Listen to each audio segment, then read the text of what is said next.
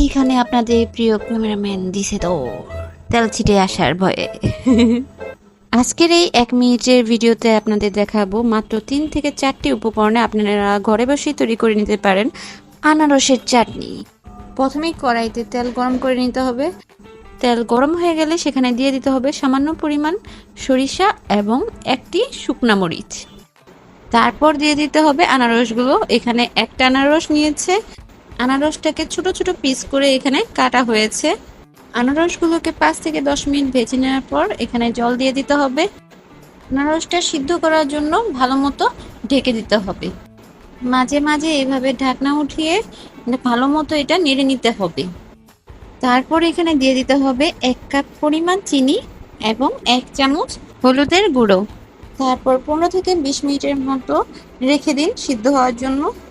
এইভাবেই তৈরি হয়ে যাবে আনারসের টক ঝাল মিষ্টি চাটনি।